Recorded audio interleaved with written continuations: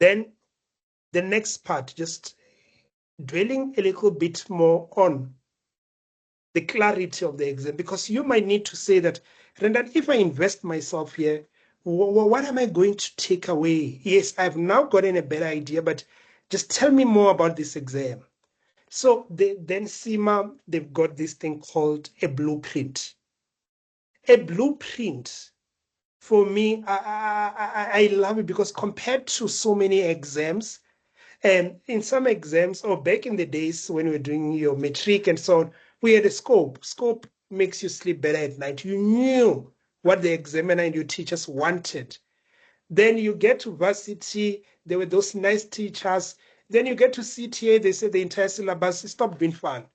Then you get to IAC, they said we might test this and level 1, level 2. You get to APC, they said the entire world is testable. Then you come back here and we are saying what? This is now what we are going to test. This right here, you are never going to be surprised about the things you're going to be exposed to. So the blueprint is exactly that. It gives you an understanding of the exam. So the exam has got 5 core activities. And these activities are captured, and I love this, in I can statement. So for me, I always want you to picture yourself in an interview and they say, oh, we see you've studied CIMA. How was it? Tell us more. And you need to then embrace this, that, yeah, now as a CIMA professional, I can evaluate strategic options, digital or otherwise. As a CIMA professional, I can recommend strategic decisions. As a CIMA professional, I can recommend suitable sources of finance. I love this approach because it enhances the ownership of your journey. Can you do so? That I can do this.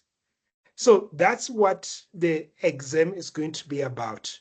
So the exam will then be broken down into 3 tasks, which we're going to talk about. But these 3 tasks are going to cover this world we see here. So 5 things. What can you do? Can you develop business strategies? Can you evaluate ecosystems and business environment? Can you recommend financing strategies? Can you evaluate and mitigate risks? Can you recommend and maintain a sound control system? Can you do that? Then, just a high level on this case study exam that we are talking about, the one that you need to write. So 1, it has what? It has 5, so it has these 6 things you need to remember about. 1, how does it look like?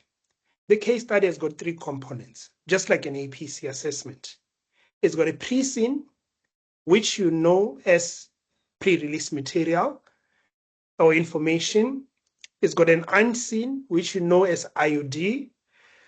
So then it's got the task list, which exactly as we know it. But unlike the APC, it has marks. It has marks. Now let's jump to the last point. The last point says that the marks available are 150. And you need 80 to pass. 80 and above ensures your success. We're going to talk about how they mark. But again, that level of clarity. Then let's go back to point 2. The case study is written every quarter with 4 sittings a year, therefore. 1 in Feb, May, August, November.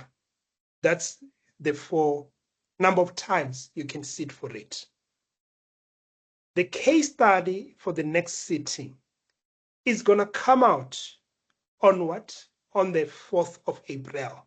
So the pre-release. 4th of April, you're going to have it. So for us, we then said, we want what?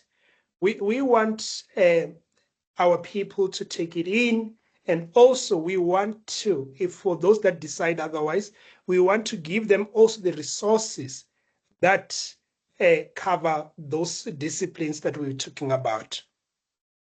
So the case study, and I'm sure for you guys who have just now nailed a case study that you do in 5 days, you might say, 7 weeks, I'm going to kill this thing. Yes, you are going to kill this thing. So 7 weeks ahead. But the interesting thing is that the same case study that's coming out on the 4th of April is going to be the same case study they're going to sit for, or people are going to sit for in August. So the August for us, it's a little bit more advantageous sitting here. So this case study, we are going to start preparing candidates for it for the August case study, as Ed said. So that is where our case study sitting is going to be. Why? So in the next 2 months, which is April and May, we are going to be dedicating time to working through E3, P3, and F3 with our candidates. Then come June. So June, July, we're going to be preparing for the case study. And then the candidates will write when? The candidates will then write in August. So in terms of how to think about your journey with us, that's in a nutshell how it looks like. Ada will give you an overview of the timetable later on. And now, when you are eventually have sorted out your profile and you are going to book a case study, and when you look at the timetable, you're going to see 3 days. So don't be scared. 3 days does not mean you're going to sit for the same exam or an exam for 3 days. No. It's not IAC World, ITC. The exam, it's only a 3-hour exam. But in 3 days, this is what these guys do. On that pre-release, they've got 3 IOD for a particular sitting. Think about it that way. So your friend who can go right today, when they go on Wednesday, they will get there, open their screen. They will get their own IOD. If you are writing, say, in Pretoria, when you open, you can get your own IOD. And your friend in Cape Town might have their own IOD. So do you see? And it's a computer written assessment, but it's human marked. So that is the interesting aspect. So just imagine. So it means that even if we are studying together, everybody will have their own experience after they are done. And in those 3 days, no one ever knows which one they are ever going to get.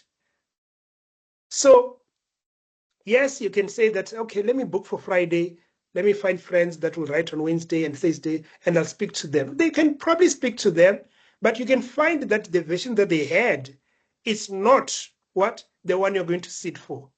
And to attempt to even practice or think about 3 case studies in just 3 days, yeah, it probably is more frustrating than the good thing. But that's how this works. So you can just say, I'm going to do it on a Wednesday, do it on Thursday or Friday. So the 3 days, that's what they mean. You have to book one of those days, not all of them. Then, unlike the APC, there are no technical triggers here. Here is a business case outlining the issues that the company is facing, and also they do recognize that the world is more complex, so try to put your majority of the focus on the content we've given you. But it will be good if you can demonstrate practicality of the suggestion you're putting across. But no technical triggers. The blueprint has already given you an idea of what to expect. So that means there could be issues in there. And this issue, you might say, but this issue might need me to also think about how to fund it. because it's a project. If it's a new project, it means I should be able to identify, which is part of the blueprint, evaluate risks and mitigate them. So not identify, but you should be able to evaluate risk in a project and mitigate them. I should be able to recommend source of financing to that particular. So do you see how you have implicit triggers? So you take that blueprint and you overlay it on the context of the case study, and you then start having issues. And unlike the what? Unlike APC, we do work together here. So there's no black period. So black out period. So once you get it, we'll have mocks on the same pre-release. We'll then go through the case study together. We'll work through the mocks together. We'll mark the mocks together and so on.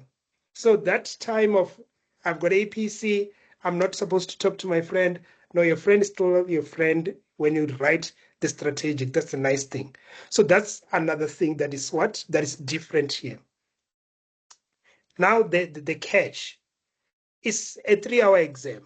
There are 3 tasks.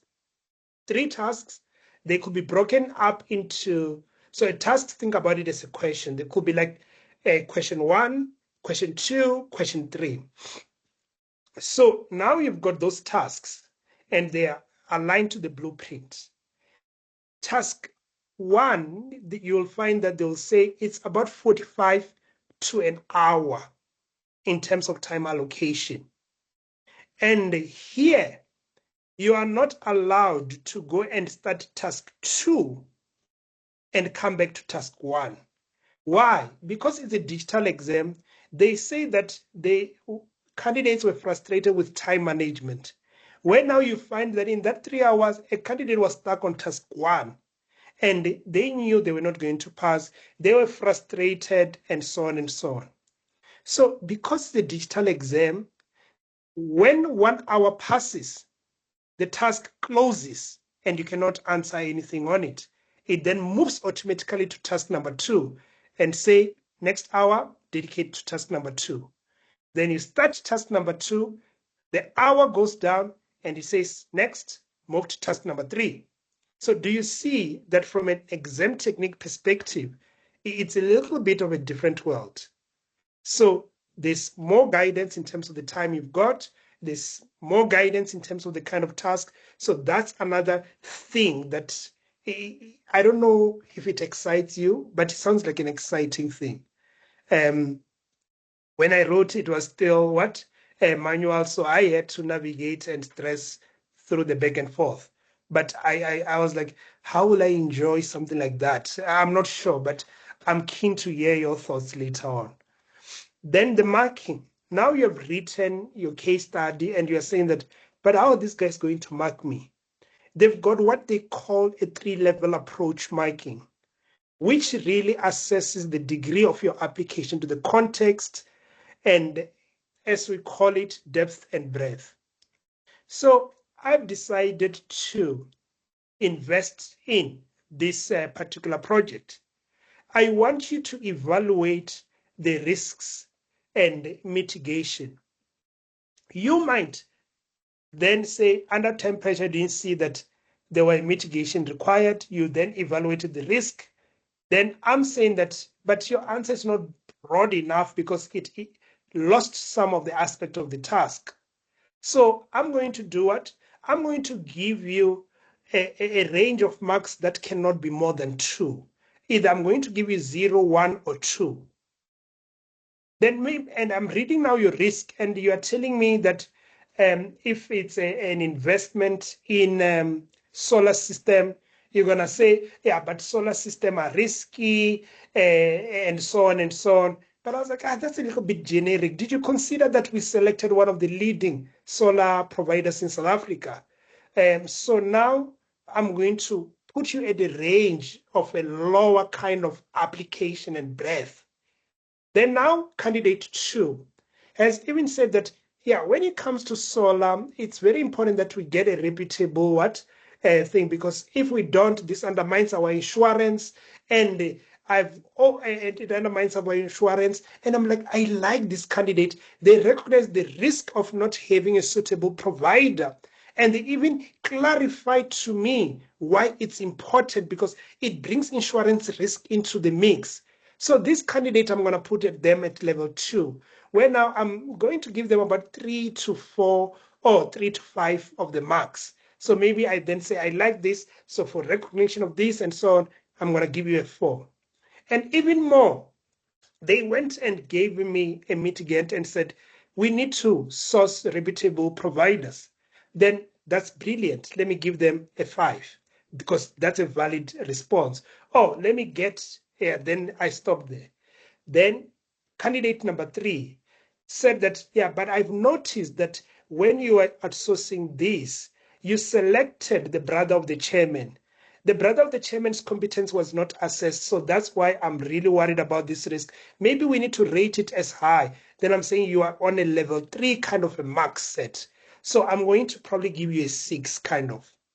Then you even go and said that maybe we need to have people that have got insurance experience to come and evaluate the credentials and even the solar that has been installed to ensure that there's no insurance risk. And I'm like, but you got this through maybe your practical experience of understanding the industry. I'm going to give you full set of marks. So that's how the marking works. Do you see? So very, very interesting, because now I'm judging and giving credit for depth and what and breadth. And for those that used to not like the marking grid kind of marking, I'm sure you might say that, yeah, if I lacked breadth, I lost all the credits. No, here the credits are on a 3-level approach. And what CIMA does for each and every case study, they issue what they call PEG, post-exam guidance. And they then talk about what candidates did and how the 3-level approach was actually applied. So if you want to have a look, go download some of the previous case study. You will see to say that they'll say 1 to 2 marks, we were putting candidates that just identified the risk without evaluating them. 3 to 4, a candidate evaluated and even mitigated. 5, they even brought the context of the case study, and this is how an ideal answer looked like. So that is, and you'll find those guidance very useful, and we're going to unpack them even more when we actually get to the case study support. Next slide. Yeah, the PE, so I'm going to come back, as I said, to you guys on this after 2 weeks or so. But that is the kind of journey you are going to be embarking